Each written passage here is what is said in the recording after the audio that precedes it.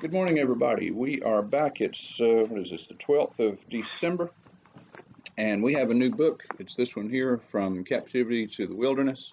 And if you need one, give us a call and we will get you hooked up. And if you have any prayer requests, call us and we'll get you on the prayer list here. So we've got going, we're assuming you don't have your new book yet because they're brand new, we're going to be looking into Exodus today. And it'll be Exodus chapter 3, pretty much all the way through chapter 3 in Exodus. So welcome, glad y'all are here.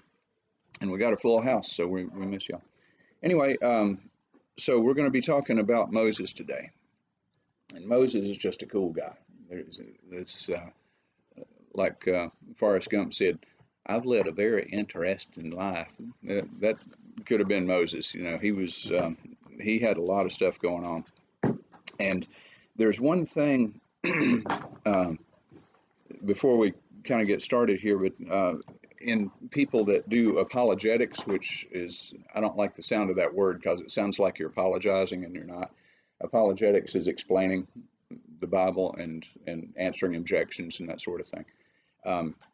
It just sounds bad in our current vernacular, but that's for people that are into apologetics. There's something that they use as sort of a backhanded way of proving the Bible. And that is that if the Bible was not divinely inspired, if it was written by people who wanted to write a storybook, okay, the way the Bible is written is not how we would go about it. If you were writing a book and it was going to be, you wanted this book to be a new religion, okay, who's going to be the hero of the book? Well, it might be God. That's cool. But who's going to be the secondary hero of the book? The author. Hello? Yeah, okay. If you're writing a book about you, you're going to make yourself look subservient to God and secondary to God, but you're going to make yourself look pretty good. Okay? That's just the way it is. The people in the Bible, the people that wrote the Bible, did not do that. The ones that were taking dictation to write down the Bible did not do that. In Old Testament and New Testament, they made themselves look like fools a lot of the time. And what they were doing was they were telling the story. And they were telling the story in a very not glamorous way to themselves, okay? They were admitting their failures.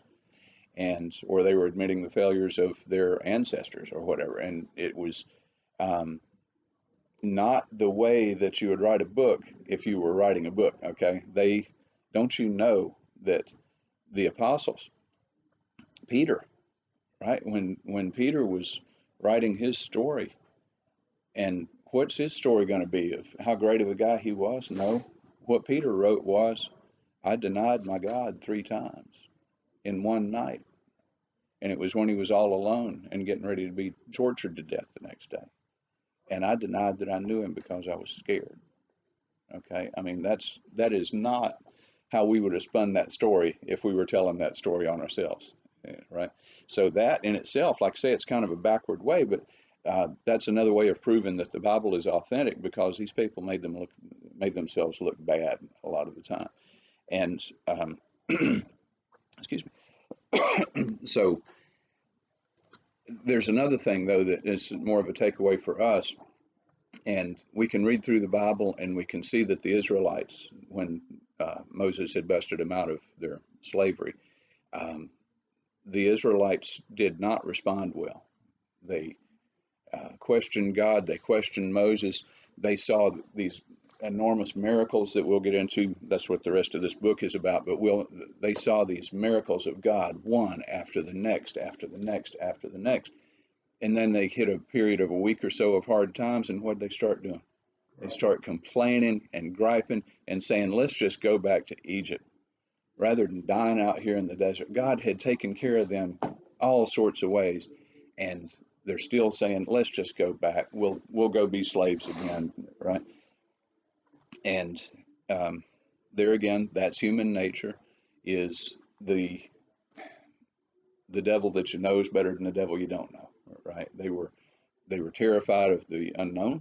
They were terrified of the wilderness. It wasn't home. They didn't have a home. They're out wandering in this semi-desert area. And let's just go back and, we'll keep building bricks and building pyramids. It was, um, and it's easy for us to look at them and go, how stupid can you get? I mean, come on, guys. You just saw the Red Sea open wide, and you guys walked through kicking up dust in the bottom of the ocean, and then no sooner did the last person get through and walk up on dry land, and then here comes Pharaoh's army, and they're gonna wipe you out. Here comes Pharaoh's army across the thing, and all of a sudden the water comes back again and drowns them all. You saw that happen a couple of weeks ago, and now you're wanting to go back to Egypt because you don't think God can take care of you. And it's easy for us to look at them and go, how dumb, these people are just, they're hopeless. But the point of that is not to make them look bad, and it's not to make us look good. The point of it is to see how easy it is and how natural it is to do the same thing. It's just the most, it's the way we're built, and it's the way we're built. And we keep coming back. I know I've said this a number of times before, but I'll say it one more time. God created us all. Whether you choose to believe in God and in Jesus or not, God created us all. We're all his creations. God's invitation, and that's what this book from beginning to end is all about. God's invitation is, yeah, you're my creation. You want to come be my child? You want to be adopted into the family? And that's the invitation. That's what it's all about. And it's a free gift. The invitation is you're absolutely free to do it. But there's the old saying that God loves you enough to accept you the way you are, but he loves you too much to leave you where you're at. So to come to God is a free invitation. Doesn't cost you anything, but it also comes with a promise that he'll change you. He'll work on you. We're all creations of God, and we're born with our nature. And his offer to us is, if you want, you can keep being a creation, and that's cool. I still love you. But if you want to be my child, you're going to have to kick your game up. You're going to have to raise up. And I'll show you how. I'll help you. Like your coach, right? If you want to come along, if you want to change your nature, the nature you were born with, if you want to change it and elevate that nature, that's what I can help you do. And that's the offer. And it's a pretty great offer when you think about it. It's not easy. It'll be the hardest thing you ever did, and it's not an event. It's not accepting Christ as an event.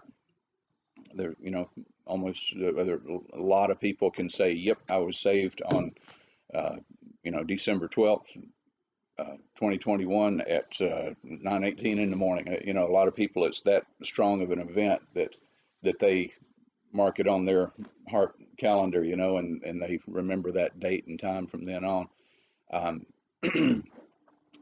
But it's so that's an event, is giving your life to Christ. But after that begins a process, and the process is hour by hour, or day by day, hour by hour, maybe even minute by minute, of overcoming our nature and using our help here to raise ourselves up to the potential that God has for us. That's simple. It's easy to say. It is hard to do. So that's kind of the setting here. So, and getting into Exodus here, we'll back up a little bit. And Joseph brought the Hebrew people, the Israeli people, Jewish people, into Egypt because there was a famine in the land of Canaan. So he brought the people down there. And at first they were, because of who Joseph was, because he was a Hebrew himself, they were welcomed as guests into this, into the famine that was going on. They were okay. But over time, the leadership of Egypt changed, as the leadership of your company might change or whatever, but the leadership changed and the philosophy changed. one thing led to another, and before it was over with, the Jewish people were slaves to the Egyptians, um, and they were responsible for building a lot of stuff and all of that, but it was not by their choice. The Egyptians were pretty harsh taskmasters there. Um, Out of that, they got to the point where they were getting too numerous, and the Egyptians were afraid that there's so many of these slaves that they might rise up and take us over. So they had um, a decree that came down that the firstborn of every Hebrew family was to be killed. Okay, that's just about the time Moses was born. Moses' mother snuck him away and put him in a basket, a little covered basket. He's just a baby, and she set him adrift in the Nile, just hoping and praying that somebody would pick him up.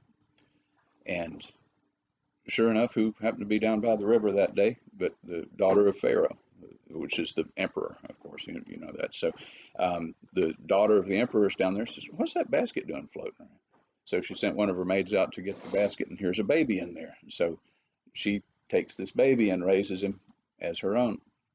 That's Moses. So Moses, leading a very interesting life, was a Hebrew kid, and apparently I don't know whether it was enough of a racial difference they could tell or what, but it was everybody seemed to know that he was of Hebrew descent, but they raised him anyway as the an adopted grandchild of Pharaoh, and he was raised in the palace. He had the best schooling, the best training, the best military training, the best academic training, had the best food. He had a great life. It was wonderful. And he grew up to be about 40 years old in that environment of being not a prince exactly, but pretty high up in the running of this country. Had life by the tail. It was a good gig. But he became more and more aware of his Hebrew descent, and he became more and more friendly with the Hebrew people, until finally one day he saw one of the taskmasters, the foreman on this job, was just beating a tar out of a Hebrew slave, and he just saw red. And Moses went into a rage, and he went up and he killed the guard. He killed the soldier, and that was a capital offense. He was going down, and he knew it. So Moses did what any of us would do. He ran. He left the palace. He left everything he had. He left all his toys, all his finery, all the luxuries of living in the palace, and he ran. Don't blame him. It's a good move.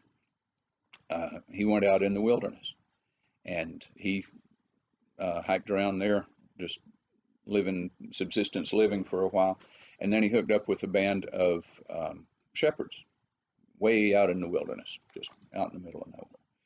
And so he hooked up with this band of shepherds. They took him in, and he became a shepherd. So he was about 40 when he killed the guard, and for the next 40 years, he was a peasant living out in the wilderness, herding this little band of sheep that are half starved because there's very little vegetation out there. And so that was his life. He went from the palace to being a shepherd, camping out, living in the rough. So you can only imagine what was going through his mind. And he had 40 years to think about it, about how bad did I goof up. And there will be times in our lives when we have plenty of time to think about, how bad did I just goof up? Oh my goodness. And there's nothing left. I mean, it wasn't getting better. Well, I guess it did, because he got married out there, and married one of the shepherd ladies, and all of that. And if y'all ever get a chance to see the Charlton Heston movie, The Exodus, it's an old movie from the late 50s, early 60s. Yeah. I remember I saw it on TV from when I was just a little guy. So it's an old movie, but Charlton Heston played Moses, and he was a good-looking guy, and he had this voice. He could do the voice of God, and but he played it very well. And the thing I remember, it just hit me this morning. Um, the actress that played Moses' wife, the shepherd lady that became Moses' wife, you remember who it was? 1956. 56, okay. It was 4 years before I was born. Um, but there was a real pretty lady named Yvonne DiCarlo that played Moses' wife. So that was her one big claim to fame, was that she was in this big epic movie. The other claim to fame, you remember what else she did? No. She went from playing the wife of Moses to the wife of Herman Munster. Okay, so yes. she was Lily Yes, a Munster little later in on, the yes. Munsters. Yeah, so if that's an old sitcom. It's about this family of monsters and vampires and whatever that live in the suburbs. You know, it was it's a funny little flick. But anyway, she had an interesting life. Went from playing the wife of Moses to the wife of Herman Munster. And oh, and Herman Munster, Fred Gwynn played him, but he was Frankenstein's monster. Okay, so he was a big tall dude anyway, and so yeah, it was a fun little flick. But anyway, um, so Moses is out in the wilderness. He's living with the shepherds out there, and you know that's his life. This is who I am now. Okay, so he went talk about an identity change. Just like Yvonne DiCarlo, she went from Moses' wife to Herman Munster's wife. He went from living in the palace, being an adopted child of the king, to living in a tent out in the middle of nowhere. So that's kind of where we're at. And for 40 years, that's the way it was until the day that Moses' reality changed. He was out with his sheep one day, and they're out wandering around. And it says here we're in Exodus 3 1 through 5. Meanwhile, Moses, this is the day his life changed. Moses was shepherding the flock of his father in law Jethro, the priest of Midian. He led the flock to the far side of the wilderness. Another way of saying the middle of nowhere. All right. He led his flock to the far side of the wilderness and came to Horeb, the mountain of God. Then the angel of the Lord appeared to him in a flame of fire within a bush.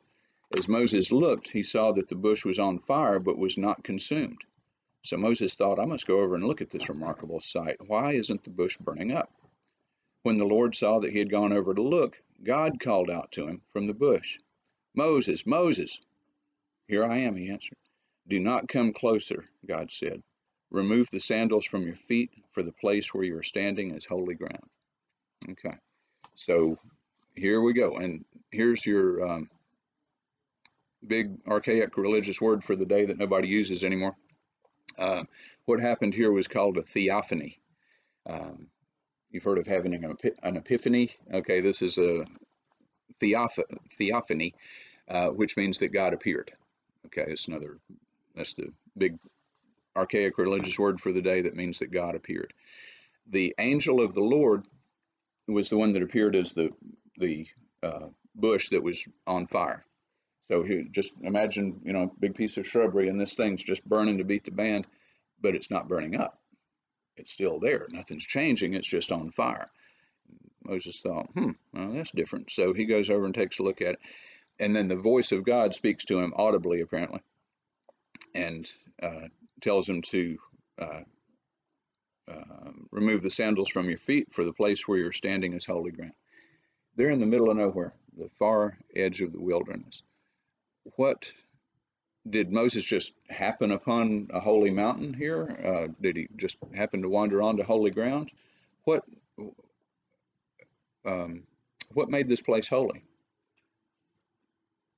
What made it holy was the presence of God. The presence of God made it holy. Okay, this had been a standard acre of land in the middle of nowhere 10 minutes before, but what made it holy was the presence of God. Okay, it wasn't holy before, but it is now. And so but there's a few things to keep in mind here, and it's just in this little paragraph there's a lot of stuff here. First off, the fact that Moses became a shepherd is interesting. It's kind of foreshadowing, and shepherds are a recurring theme in the Bible. The ones that look after us, the God that looks after us, the angels that look after us, the Son of God, they're all described as shepherds. And us, in a very unappealing analogy, are called sheep. Okay. Um, and there's a book that I meant to bring and I forgot to bring it. It's just a little book. You can read it in a couple of days, but it's called A Shepherd Looks at Psalm 23. And it's written by a guy who actually owned a sheep farm, I think in New Zealand, um, for many years. And he wrote this book about all the parallels between being a real shepherd and the shepherd of God and how it all just fits. You know, it's a fun little book. But being a shepherd is just a recurring theme all the way through the Bible, Old Testament and New, of God looking after us. Okay. And like I say, it's not a very appealing analogy because sheep are not particularly impressive. Sheep are dumb, for lack of a better word. Okay. And it's not that we're dumb, it's just that compared to God, yeah, okay. All right. So God is our shepherd. Moses was the shepherd of this flock. Um, and then, okay, so the angel of God appeared to him. Um, Another thing, what did God say when the voice of God spoke? He said, "Hey, boy, come here. You, come here. Guy with the sheep, come here." No, he said, "Moses, Moses."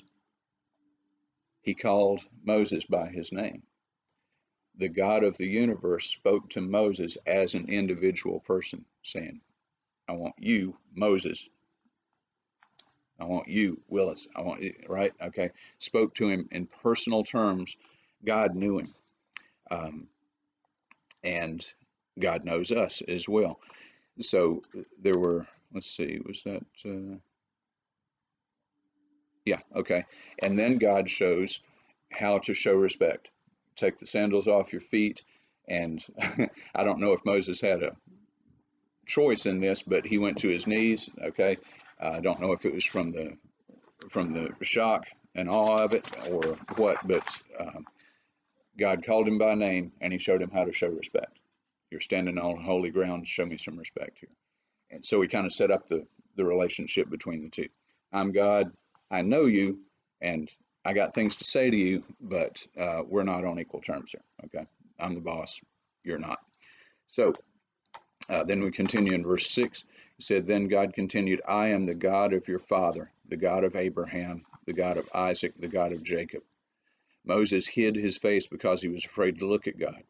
Then the Lord said, I have observed the misery of my people in Egypt and have heard them crying out because of their oppressors.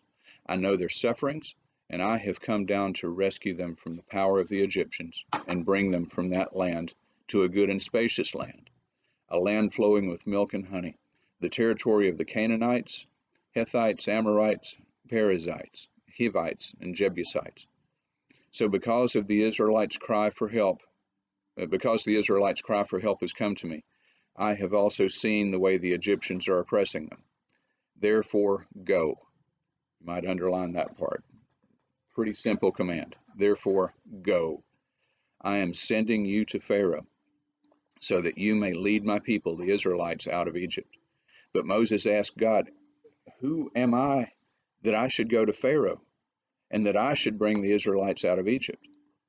God answers, I will certainly be with you, and this will be a sign to you that I am the one who sent you. When you bring the people out of Egypt, you will all worship God at this mountain. Then Moses asked God, if I go to the Israelites and say to them, the God of your ancestors has sent me to you, and they ask me, what is his name? What should I tell them? God replied to Moses, I am who I am. This is what you say to the Israelites. I am has sent me to you. God also said to Moses, say this to the Israelites, the Lord, the God of your ancestors, the God of Abraham, the God of Isaac, and the God of Jacob has sent me to you. This is my name forever. This is how I am to be remembered in every generation. Okay. So we get a command first off. God's saying, I am sending you, shepherd guy, back to the king of this country, and you're going to tell the king to turn loose his free labor force. Yeah, that's going to go over. Okay, that's going to work, sure. And Moses, even in his terrified state, says, God, who am I? acknowledging that I'm a shepherd guy. I'm a fugitive. If I go back there, it's not going to be that they're going to laugh me out of the room. They're going to arrest me and kill me. I'm still a fugitive for murder. Uh, I mean, he's terrified, as he had every right to be. Um, God, if I go back there, I'm toast. I'm done. And then he's trying to, make another point and said, well, God, if I go and tell these people who sent me, who am I to tell them? What am I supposed to say? And God's answer was very interesting. And I'll tell you straight, I haven't figured this one out. Um, God says, my name is I am. That's interesting. It's sort of, um, I don't know. Y'all help me out here if you got some insight on this, but I am. That's just it's sort of a blanket statement, right? It's I am. I am what? I am everything. I am God. I am bigger than all of it. And if we fast forward, up into the New Testament, when did Jesus get in trouble? When did he have the Jewish priests ready to kill him on the spot? It was when Jesus said, before the world was, I am. When they asked him, who are you? What are your credentials? Why are you here making a spectacle of yourself? Jesus said, before the beginning of the world, I am. Jesus was equating himself and comparing himself, combining himself with God. And oh, they went ballistic. Oh my goodness. When Jesus started throwing the I am around, no, time to kill. And they were ready to kill him right there. And there were a couple of times that Jesus was able to slip away because his mission wasn't finished yet. But Jesus was able to slip away some way or another when they were ready to throw him off a cliff at one point, and they were ready to stone him at another point. And because Jesus started using this identity of I am, all right, equating himself to God, did not go over. They took blasphemy, which is comparing yourself to God. They took blasphemy real seriously, and they were not amused. So, okay, so back to Moses here. He's kneeled down having this conversation with God, and the first question was, who am I that I should go to Pharaoh and I should bring the Israelites out of Egypt? I'm just a shepherd guy, plus I'm a fugitive. We talked about that. If I go back there, they're going to kill me. And that's a valid question. Who am I? We might ask the same thing. I flew with a guy one time that was having some trouble, and we were talking as we were flying, and he said, I would like to um, approach Jesus. I would like to pray to him, but I'm not worthy. And I understand that absolutely. The guy said, I'm just not worthy. I understand Jesus can forgive me, but I'm not worthy, And I hope I was able to help him out that day. And he was of a Catholic background, and they just teach a lot of different stuff. But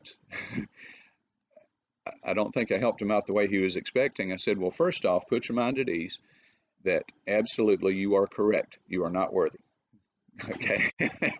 You are absolutely not worthy, and nothing you can do for the rest of your life. If you quit your job tomorrow and spent the rest of your life doing good deeds, you're never going to be good enough, because the Bible says all our efforts, all our good works are as filthy rags. Okay. Again, it's not that you're dumb, it's that God's smart. Okay. It's not that you're bad, it's that God's perfect. Okay. It's so you can put your mind at ease that you are not worthy, and you're never going to be. All right. But the second thing, you can also put your mind at ease about, it's not about you. Okay. Your salvation doesn't depend on who you are. Your salvation does not depend on what you've done. Your salvation doesn't depend on you being able to forgive yourself. It's not about you. Your salvation is all about what Jesus, or who Jesus is, what Jesus is. It's all about Jesus and what he does, not about what you do. Okay. And I think he got it. I think it was totally off of what he had been taught for his whole life, but I think he was starting to get it. It's all about your value is not about you. It's about the value that Jesus says you have. And Jesus is the king, and what he says goes. All right. So Moses is asking, who am I that I should go? Apart from the danger to myself, they're not going to pay any attention to me. Why would they? And it's a valid question. Who are we that we should call ourselves the children of God, even if we're adopted, which we are? Once you accept Christ, you're adopted into the family of God, the family of Christ. So you're not like a blood relative, but you're an adopted relative. Okay. What rights do adopted children have in our families today? Have the same rights as a born child, right? So that's the way it is. We have the rights. We have the right to call ourselves children of God. Again, what what works? What qualifications does an adopted baby have when he's adopted into the family? What did this baby ever do to earn his way into the family into which he's adopted? None. He's a baby. It was the family's choice, all right, and the baby is adopted, and the baby is given the rights and the privileges and the benefits of being a part of this family. Same way with us. We might have tried to do stuff, right, but we can't earn our way in. Just like the baby that's adopted, we are the baby that's adopted. We can't do anything to earn our way into this family. Um, so, uh, so the totally valid question that Moses is asking is, who am I to go up here and do this? The answer is, you are nobody. But God says, I am sending you to Pharaoh so that you may lead my people. And God answered, I will certainly be with you. There you go. That took Moses from a shepherd guy, 80-year-old shepherd guy that comes wandering in off the desert, shaking the dust off, and going to Pharaoh and saying, by the way, I want you to turn your entire workforce loose. Pharaoh's going to laugh him out of the room, which he did. But it took him from the position of a shepherd guy to the position of an ambassador. And the example they give in the book here is, if you walked up to 1600 Pennsylvania Avenue and you said, tell Joe I want to talk to him. Okay. They will, some really beefy, heavily armed guys will escort you off the property in a hurry. Okay. They'll probably want to pull you into a little room and have a talk with you first, but you will be roughly escorted off the property. But if you come to the White House in a motorcade and you pull up there and you go, oh, and by the way, I'm the ambassador of England, you're probably going to get a meeting. It's all about your qualifications. It's all about your credentials. Are you a guy off the street, or are you an ambassador of another country? And that was the difference that that it put in here, and just said it's all about qualifications. Have y'all probably heard this, but I'll repeat it again. Have you ever heard the little saying that God does not choose the qualified? He qualifies the chosen. Y'all ever heard that? I just thought that's just always stuck with me. I heard it a long time ago, and it's just always stuck with me. I love that. God does not choose the qualified. He qualifies the chosen. He took a guy who was a fugitive from murder and a dusty old 80-year-old shepherd guy, and he took this totally unqualified person and he qualified him. He made him qualified. I will be with you. Ooh, I mean, that is just so cool. So, and then God, let's see, I think it goes over here. Yeah, it also in verse 19, starting here, says, however, God talking, I know that the king of England, good gravy. I know that the king of Egypt will not allow you to go, even under force from a strong hand. But when I stretch out my hand and strike Egypt with all my miracles that I will perform in it, after that he will let you go. And I'll give these people such favor with the Egyptians that when you go, you will not go empty-handed. Each woman will ask her neighbor and any woman staying in her house for silver and gold jewelry and clothing, and they will put them on you and your sons and daughters, so you will plunder the Egyptians. Okay, so God's saying, first off, you're an ambassador. You're my guy. You're my representative going into here and talking to Pharaoh. This is not going to be an easy trip. Even though you have even though I have qualified you, even though you're my representative, Pharaoh is going to, if you're lucky, he's going to laugh you out of the room. Okay, so he's saying, I'm sending you. I'll be with you. This is going to work. Do not expect it to be easy. All sort of in the same breath. Okay, this is not going to go particularly well right off the bat. It's going to take some stuff. And I looked this up just before I came, and short memory, I think it was 9 times, if I remember, don't quote me on that, we can look it up later, but I think it was 9 trips that Moses had to make into the presence of Pharaoh, the most powerful person in that part of the country, the guy that had absolute power of life and death over Moses. Moses walked in there, I believe it was 9 different times, and said, let my people go. I want you to turn loose. And Ramses, the Pharaoh, was a builder. That was how he was making a name for himself. He was building these great cities and monuments and towers and all this stuff. It was huge, and he was a builder. And here comes this dusty old man in here, the homeless guy, walking in off the street saying, I want you to turn loose. I want you to let your entire workforce go. Stupid. It's like this, and that might be why Pharaoh let him live, was just for the sheer entertainment value of it. This guy's a fool. But he was serious, and he had God's power to back it up. And that's what we'll spend the rest of this book talking about. But there's another thing to keep in mind here. Even when Pharaoh laughed him out of the room and kept refusing, and not only kept refusing, but he said, yeah, I tell you what I'm going to do, Moses. Not only am I not going to let your people go, I'm going to double their workload. Okay, I'm going to they were making bricks to build all these monuments and towers and stuff with. Said, not only am I not going to let them go, I'm going to double the labor intensity of, I'm going to double how much labor it takes to build these bricks. They're going to have to do it in the middle of the night. They're going to have to gather the stuff to make the bricks with in the middle of the night and then build bricks all day. How you like that, son? Right? And so it was tough. But the way it puts it here, even the hardening of Pharaoh's heart would serve God's purposes.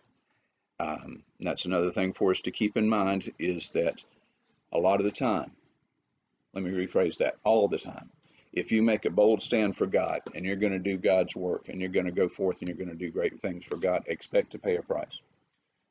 That's when the devil is going to start messing with you. Okay. That decision to serve God will not go unchallenged. Fair warning. Okay. You got God with you. Okay. And you got to keep the faith, but it'll probably look pretty grim for a while when you go. Okay. So don't expect this to be a cakewalk. It will not. You will meet resistance, I promise. But just as it said here in Exodus, God is with you. If you're doing his work, he's got your back. And what's the other quote, is that God will not send you to do something that he won't equip you to do. I think that's right. That's pretty close, isn't it? God won't send you if he won't equip you. So that's what makes it a challenge. And it's hard. Going back to just changing the nature is the hardest thing you'll ever do, but it's the most rewarding thing as well.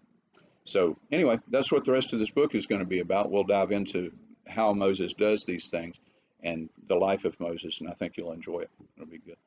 So any questions, comments? I just think it's interesting that Moses was a murderer and fled Egypt And God took him exactly where he was. Mm-hmm. Even the past that Moses had took him exactly where he was and used him to pull the people out of Egypt. Absolutely. I mean, it's just hits so close to home because we're just like him. Absolutely. Absolutely. And, we've talked about this before, is why does God keep using imperfect people to do his work? First off, that's the only choice he's got. We're all imperfect people. Yeah. But it is comforting to see that these totally imperfect, sinful people can be brought around to do great things for God. Anybody else? All right. Nick, you want to close us out, or you got time? Yeah. Okay. Lord, we thank you for this day. We thank you for your goodness. Lord, we thank you for the example of Moses and the story, how it's all led up to this point, of how you have been working in the heart of the Egyptians since the time of Joseph to set the stage for Moses to come along and rescue the folks. God, I pray you be with our church service this morning and speak to our hearts. Lord, I thank you that you can take us just like we are and use us. In Jesus' name we pray. Amen. Amen. Thank you, sir. Thank y'all, everybody. We appreciate it. Thank y'all at home. Good to see you, and we're looking forward to seeing you in person. God Friday bless night, you. Bye-bye. 7 o'clock. Oh, excuse me. Friday night, 6:30, Duckworth's.